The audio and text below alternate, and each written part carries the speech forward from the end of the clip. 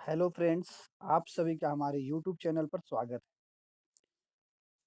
आज का हमारा जो विषय है वो है विकारी शब्द। और विकारी शब्द हमारा जो है ये बहुत ही महत्वपूर्ण है।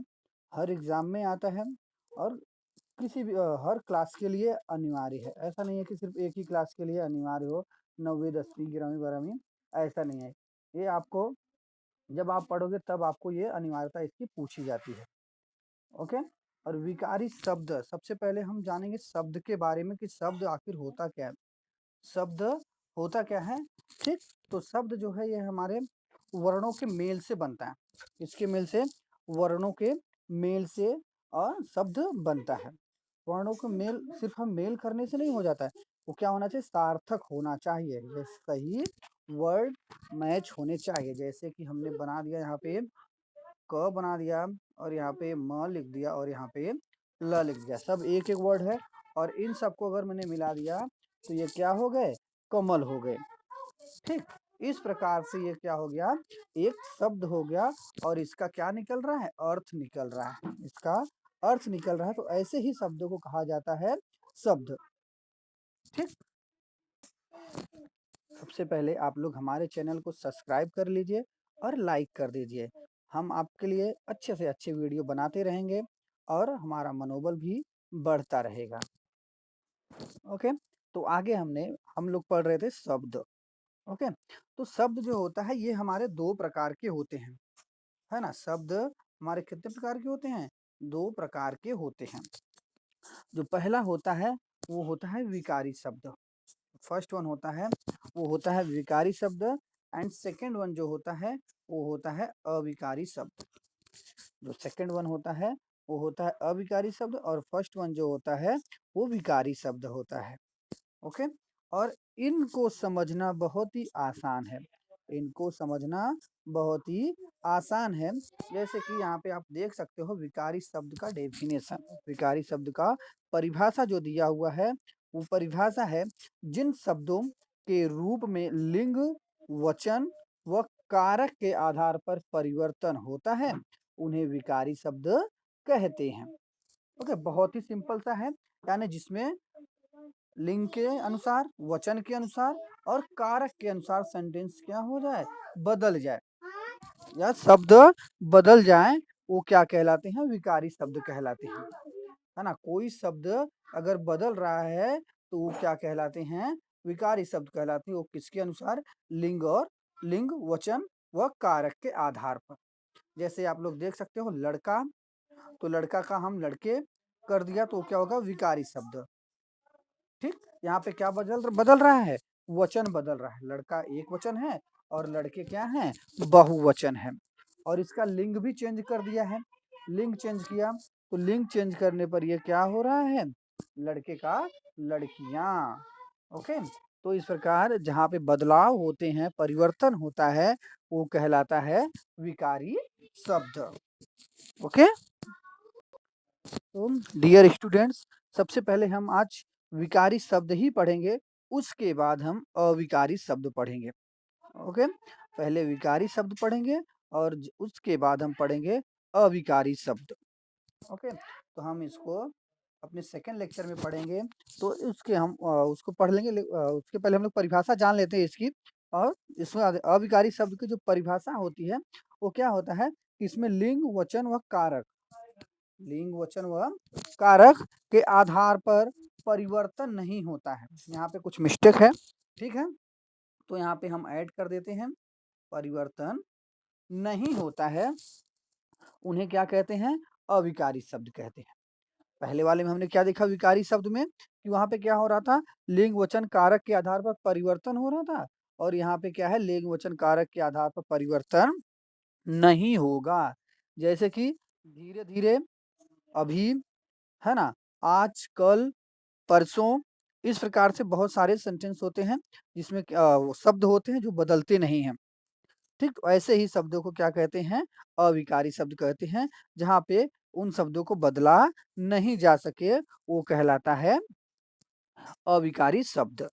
ओके डियर, ओके डियर, जैसे मैंने आपको पहले ही बता दिया कि हमारे शब्द कितने प्रकार के होते हैं, टू टाइप्स के होते हैं। शब्द हमारे कितने टाइप्स के होते हैं? 2 टाइप्स के होते हैं। फर्स्ट वन जो है वो विकारी होता है और सेकंड वन क्या होता है? अविकारी होता है। तो मैंने आज कहा कि हम लोग सबसे पहले आज क्या पढ़ेंगे? विकारी शब्द पढ़ेंगे। ओके? तो जो विकारी शब्द होता है, ये विकारी शब्द 4 टाइप्स का होता है। 4 प्रकार के विकारी शब्द होते हैं। ओके? ओके डियर्स, जैसे कि आप लोग देख पा रहे हो, जो विकारी शब्द क्या हैं? वो 4 प्रकार के होते हैं, जिसमें से पहला है संज्ञा, दूसरा होता है सर्वनाम, तीसरा होता है विशेषण और फिर होता है क्रिया।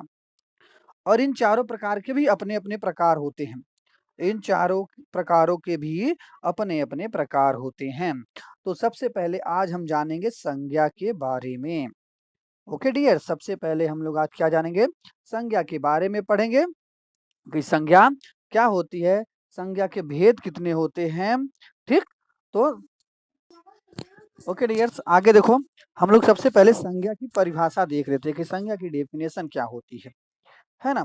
तो सबसे सरल है, हम इसे पढ़ने के लिए हमें कहीं ढूँढना नहीं पड़ता है, हमारे आस-पास ही मौजूद रहता है संज्ञा, है ना? कि जैसे कि हम लोग पढ़ रहे हैं, तो मेरा भी कुछ नाम है और आप लोग देख रहे हो तो आपका भी कुछ नाम है और आप जहाँ पे रहते हो, जिस स्थान पे रहते हो, उसका भी कुछ नाम है।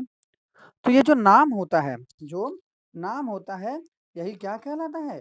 संज्ञा कहलाता है। जो भी नाम होते हैं, वो संज्ञा कहलाते हैं। ठीक?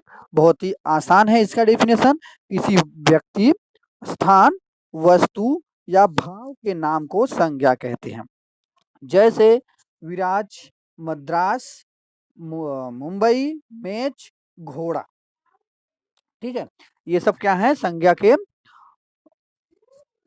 के शब्द हैं। ओके? इसमें क्या आ जाएगा? व्यक्तियों का नाम आ जाएगा, स्थानों के नाम आ जाएंगे, वस्तुओं के नाम आ जाएंगे या फिर भावों के नाम आते हैं। ऐसे ही शब्द को क्या कहते हैं? संज्ञा कहते हैं। यानी समझना कितना आसान है। यानी मैं पढ़ा रहा हूँ तो मेरा भी नाम है ना? हमारे हम जो जहाँ पे बैठे हैं, जिस जगह पे, उस जगह पर अगर अगर आप चेयर पे बैठे हो, है ना? कुर्सी पे बैठे हो, तो कुर्सी का भी एक नाम है। तो वो सारी चीज़ें क्या हैं? हमारी एक वस्तु, है ना? यानी उसका भी नाम है, तो भी क्या है? संज्ञा है। Okay dears? जैसा कि हम सब जानते हैं, संज्ञा के भेद यानी संज्ञा के प्रकार जो होते हैं, वो संज्ञा के भेद होते हैं 5 प्रकार की संज्ञा होती है ना? आप देख सकते हो, संज्ञा के कितने प्रकार होते हैं? 5 प्रकार होते हैं।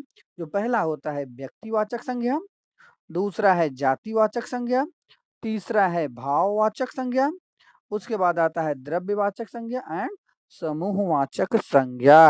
यानी ये टोटल कितने हो गए? 5 प्रकार हो गए इसके। ओके? ठीक है। हम फर्स्ट वन का डेफिनेशन देख लेते हैं, जो है व्यक्तिवाचक संज्ञा, जिसे इंग्लिश में कहते हैं प्रॉपर नाउन। ओके? यहाँ पर क्या होता है? व्यक्ति विशेष का भाव दर्शाता है। यानी व्यक्ति विशेष यानी किसी का नाम, प्रॉपर नाम, प्रॉपर नेम को क्या किया जाता है? यहाँ पे दर्शाया जाता है। जैसे किसी विशेष व्यक्ति, वस्तु, स्थान या भाव के नाम को क्या कहते हैं? व्यक्तिवाचक संज्ञा कहते हैं। ठीक? यहाँ पर क्या आएगा? किसी विशेष इंसान का नाम आ जाएगा। उस व्यक्ति का क्या आ जाएगा? नाम आ जाएगा और वही नाम क्या कहलाता है? व्यक्तिवाचक संज्ञा कहलाता है। ठीक है? और इसमें क्या आएँगे? सिर्फ़ इंसानों के नाम नहीं आएँगे, यहाँ पे हमारे खेलों के नाम आ जाते हैं, देशों के नाम आ जाते हैं, नगरों के नाम आ जाते हैं, त्योहारों के नाम आ जाते हैं, यानी जितने भी नाम होते हैं, वो सब आता है व्यक्तिवाचक संज्ञा के अनुसार। Okay dear? सबसे पहले आप देख सकते हो यहाँ पे क्या दिया है? व्यक्तियों के नाम में क्या है? राम, रमेश, मीनल आदि। ओके? उसके बाद आप देख सकते हो नगरों के नाम, राजस्थान, मेरठ, मुंबई, चंडीगढ़ आदि। फिर देशों के नाम हैं भारत, जापान, अमेरिका, लंदन। उसके बाद त्योहारों के नाम हैं होली, ईद, रक्षाबंधन। ओके?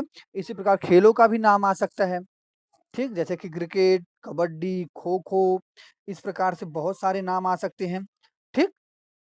तो ये क्या था हमारा? व्यक्तिवाचक संज्ञा। Okay dears? डियर्स, हमारे चैनल को सब्सक्राइब करना ना भूलें। ओके? सब्सक्राइब कीजिए और लाइक कीजिए और अच्छे-अच्छे वीडियो का आनंद उठाइए। ओके? डियर्स, आगे देखो डियर्स क्या है इसमें, जातिवाचक संज्ञा जिसे कहते हैं कॉमन नाउन। जिस शब्द से किसी एक विशेष व्यक्ति अथवा स्थान का बोध न होकर समस्त जाति का बोध हो, उसे जातिवाचक संज्ञा कहते हैं। ओके डियर्स, इसमें क्या होता है हम सब जान सकते हैं। ठीक है, इसमें क्या कहा है, किसी एक विशेष व्यक्ति, जैसे कि मैंने पहले ही कहा था, मैं पढ़ा रहा हूँ तो मेरा ही नाम होना चाहिए, आप पढ़ रहे तो आपका नाम। ठीक है, तो यहाँ पे क्या होगा, यहाँ पे सिर्फ मेरा नहीं यानी समस्त लोगों का नाम होगा। यानी यहाँ पे नाम पता नहीं चलेगा कि, जैसे कि मैंने बोल दिया अगर बुलाना है तो मनुष्य कह दिया, इंसान कह दिया। ठीक है, तो यहाँ पे क्या आ जाएंगे, पूरे मनुष्य इंसान आ जाएंगे, सब आ जाएंगे, पूरे मिलके आ जाएंगे। ठीक, जैसे इसका डेफिनेशन क्या है, किसी एक विशेष व्यक्ति अथवा स्थान का बोध न होकर समस्त जाति का बोध होता है, उसे क्या कहते हैं, जातिवाचक संज्ञा कहते हैं। जैसे शहर, नदी, देश, है ना, शहर, नदी, देश, ऐसे शब्द आते हैं तो क्या हो जाता है, जातिवाचक हो जाता है। जैसे कि यहाँ पे क्या दिया है, शहर दिया हुआ है ना, तो शहर एक ही नहीं होता है ना, बहुत सारे शहर हैं, पूरे देश में शहर बहुत सारे हैं। ओके, उसके बाद नदियां, कोई एक नदी नहीं है कि गंगा सिर्फ गंगा नदी हो, है ना, गंगा, यमुना, सरस्वती, इसी प्रकार से। ठीक है, इसी प्रकार से बहुत सारी नदियां हैं। और देश, देश सिर्फ एक ही नहीं है हमारा भारत, हमारे भारत के अलावा भी बहुत सारे देश हैं, है ना, अमेरिका, चीन, फ्रांस, रूस, ये सारे देश हैं। ठीक, अगर उसमें अगर नाम आ जाता कि अमेरिका, भारत आ जाता तो क्या हो जाता, व्यक्तिवाचक संज्ञा में हो जाता। लेकिन यहाँ पे क्या आएगा, सिर्फ देश आ जाएगा। जैसे कि वह देश कितना महान है, वह देश कितना महान है, तो यहाँ पे कौन सा देश है वो पता नहीं है, देश महान है, कौन सा देश महान है वो पता नहीं है, तो इसके लिए क्या आ जाएगा, जातिवाचक संज्ञा आ जाएगी। नेक्स्ट वन हमारा जो टॉपिक है, हमारा जो वो क्या है, द्रव्यवाचक संज्ञा, मटेरियल नाउन। किसी पदार्थ या द्रव्य का बोध करने वाले शब्दों को द्रव्यवाचक संज्ञा कहते हैं। ओके, यहाँ पे जो द्रव्य दिया हुआ है, द्रव्य का मतलब होता है मिनरल्स, द्रव्य का मतलब क्या होता है, मिनरल्स, जो मिनरल्स होते हैं जैसे कि पानी, है ना, तेल। ठीक, ये सारी चीजें क्या होती हैं, द्रव्य होते हैं। पदार्थ में हमारा सोना, चांदी, लकड़ी, ठीक, अनाज, ये सारी चीजें किसमें आ जाती हैं, पदार्थ में आ जाती हैं।